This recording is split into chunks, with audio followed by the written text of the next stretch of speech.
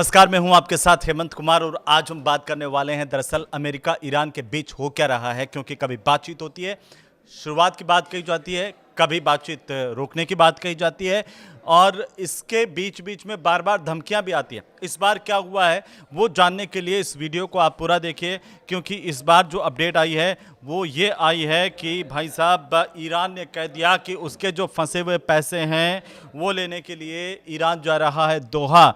लेकिन उधर अमेरिका से कह दिया कि कोई बातचीत नहीं होगी। लेकिन अब कतर और पाकिस्तान के ज़रिए अमेरिका में बातचीत के लिए कौन आगे आया है वो बता रहे हैं।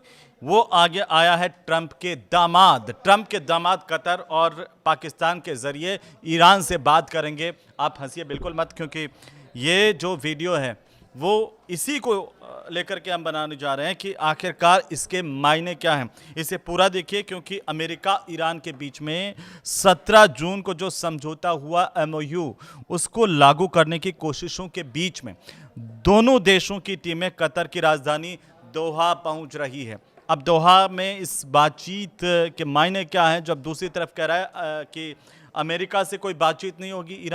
ईरान ने क्या अमेरिका को बुरी तरह से इस बार धमका दिया, ये बहुत बड़ा सवाल है। और आपको मैं बताऊं कि ईरान ने ये साफ किया है कि उनका डेलीगेशन अमेरिका से सीधी बातचीत करेगा ही नहीं। आप लीजिए, अगर सीधी बातचीत नहीं होगी तो बातचीत का रास्ता अब कुछ अलग होने वाला है। वो अलग क्या होने वाला है वो उस पर हम बात करने वाले हैं, क्योंकि ईरान के विदेश मंत्रालय के जो प्रवक्ता हैं इस्माइल बघई, उन्होंने कहा कि उनका जो मकसद है वो है कि अभी विदेशों में फंसी फ्रीज्ड फंड जो है उसको जारी करवाना, और जब तक इस दिशा में कोई काम नहीं होगा तब तक शांति समझौते पर बातचीत आगे नहीं बढ़ सकती है। अमेरिका तो कह रहा था कि पहले जो है वो परमाणु वाले मुद्दे पर बात करेंगे। ईरान कह रहा है कि पहले जो फ्रीज्ड फंड हैं उनको जब तक आगे काम नहीं बढ़ेगा उसको जारी करवाने को लेकर तब तक कोई बातचीत आगे नहीं बढ़ेगी। लेकिन अमेरिका के जो विशेष दूत है वो है स्टीव विटकॉफ और राष्ट्रपति डोनाल्ड ट्रंप के दामाद जेरेड कुशनर, ये भी दोहा पहुंच चुके हैं। तो इनके ज़रिए अब बातचीत होगी, लेकिन सीधी बातचीत नहीं करेंगे। तो बीच के मध्यस्थता कौन कर रहा है? बीच के मध्यस्थता कर रहा है कतर और पाकिस्तान। और कतर और पाकिस्तान के ज़रिए डोनाल्ड ट्रंप के जो दामाद है वो बातचीत करेंगे। इस बातचीत के मायने क्या हैं, इसे लेकर के तरह तरह की बातें हैं, अलग अलग तरह की बातें। लेकिन आप क्या सोच रहे हैं कि ट्रंप के दामाद जब बात करेंगे तो बात बन जाएगी क्या? क्योंकि ट्रंप ने भी कोशिश की, अमेरिका के उपराष्ट्रपति JD वेंस, उनकी तरफ से भी बातचीत हुई, लेकिन बात कहाँ बनी? ईरान तो कह रहा है कि जब तक उनके फ्रीज्ड फंड रिलीज नहीं किए जाएंगे बातचीत आगे नहीं बढ़ेगी। तो अब आखिर क्या होगा? क्योंकि जब ये जेरेड कुशनर भी दोहा पहुंच गए हैं जो ट्रंप के दामाद हैं, और इसी बीच अमेरिका के और ईरान के जो दोनों के प्रतिनिधिमंडल हैं वो आमने सामने नहीं बैठने वाले हैं, बल्कि दोनों पक्षों के बीच जो बातचीत होगी मध्यस्थों के जरिए होगी। पहले कतर और पाकिस्तान के जो प्रतिनिधि हैं वो जाकर के अमेरिका का हुक्म लेंगे, उसके बाद वो जाकर के बताएंगे ईरान को।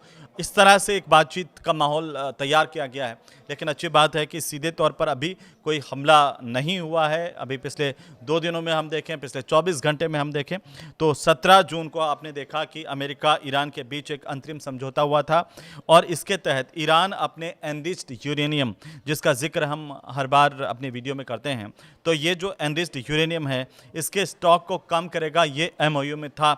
लेकिन क्या ईरान ने किया? नहीं।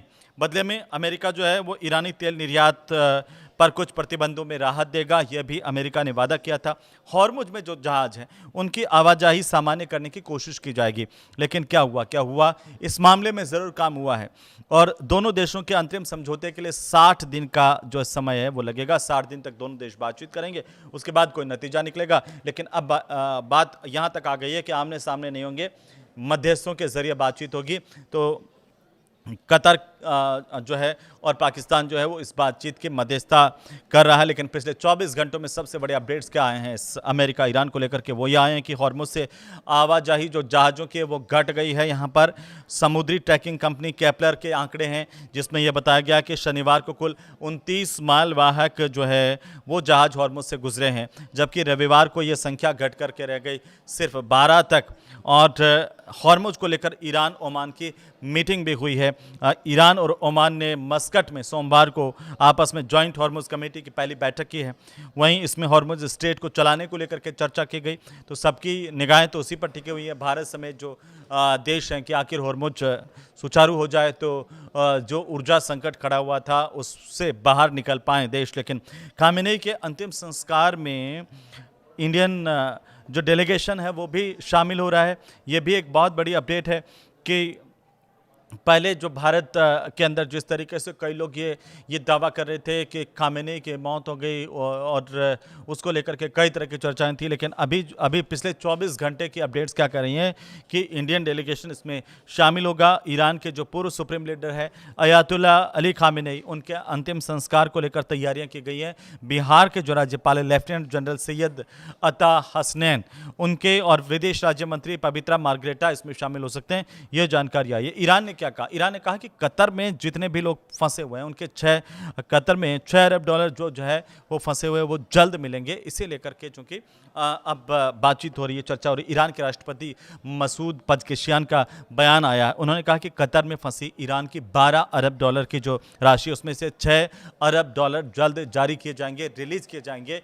यह बड़ी राहत की बात है, क्योंकि ईरान पहले कह चुका था कि बातचीत तब होगी जब उसके फ्रीज्ड फंड जो है वो रिलीज किए जाएंगे। तो क्या अब ये फ्रीज फंड रिलीज करने को लेकर के यहाँ पर कुछ लचीलापन दिखाई दे रहा है अमेरिका की तरफ से? अमेरिका क्या बैकफुट पर है?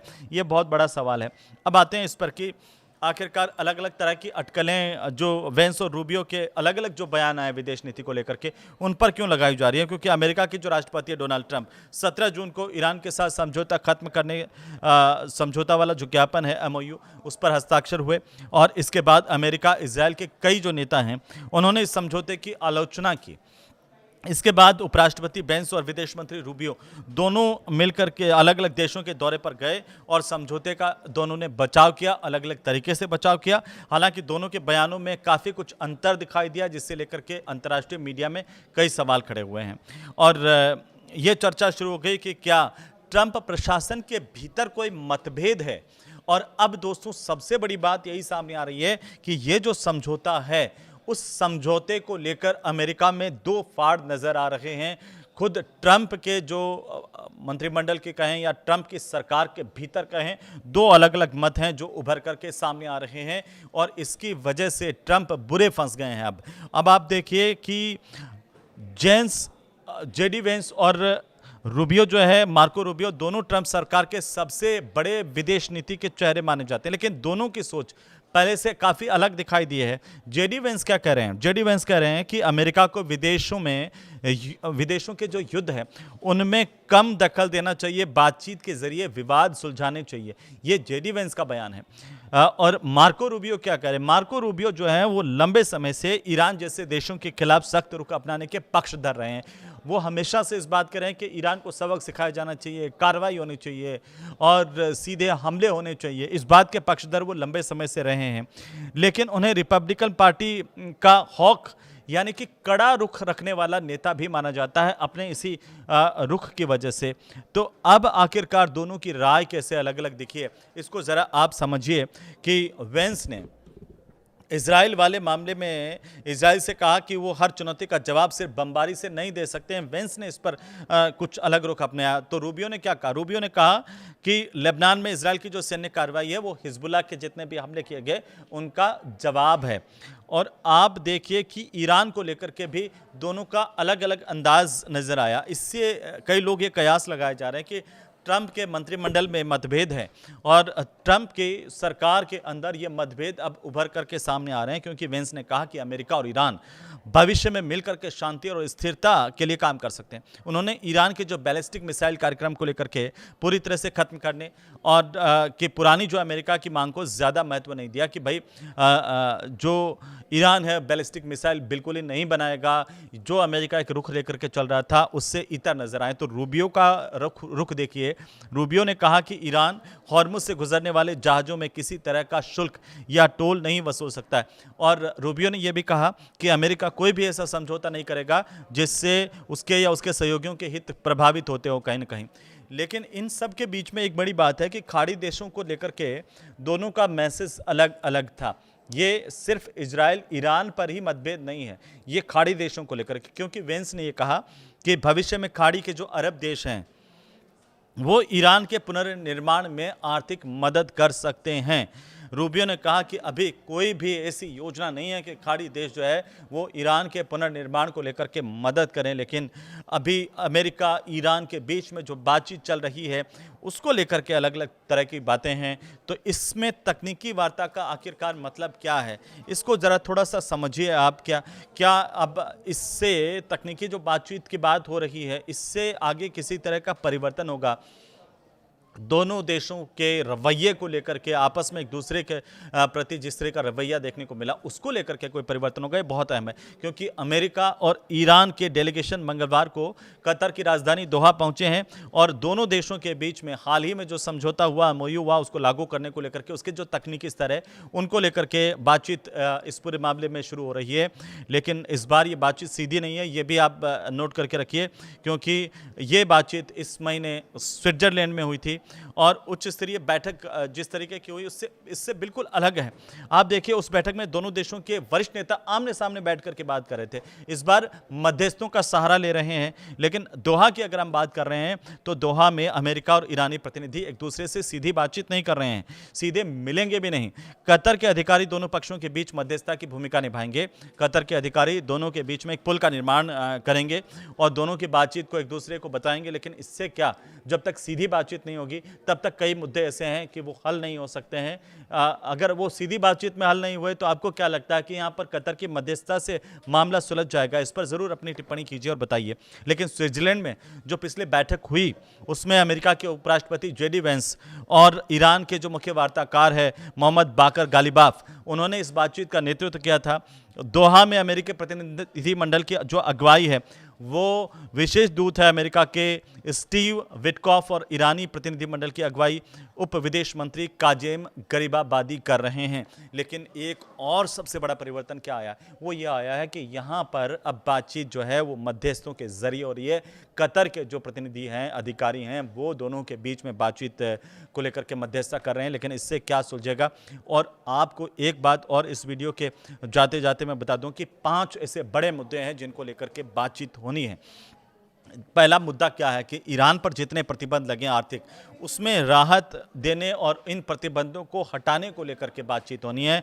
दूसरी बात है कि हॉर्मुज में वाहनों की सुरक्षित आवाजाही को लेकर के बातचीत होनी है और ईरान के परमाणु कार्यक्रम का भविष्य क्या होगा। जो एनरिच्ड यूरेनियम की बात करते आ रहे हैं, जो अमेरिका ने कहा कि भाई जो एनरिच्ड यूरेनियम है, जो संवर्धित यूरेनियम है, वो ईरान को अमेरिका को सरेंडर कर देना चाहिए, उसे सौंप देना चाहिए या उसको नष्ट करना चाहिए और हमें बताना चाहिए। ये तमाम बातें थी जिस पर पेच फंसा हुआ है।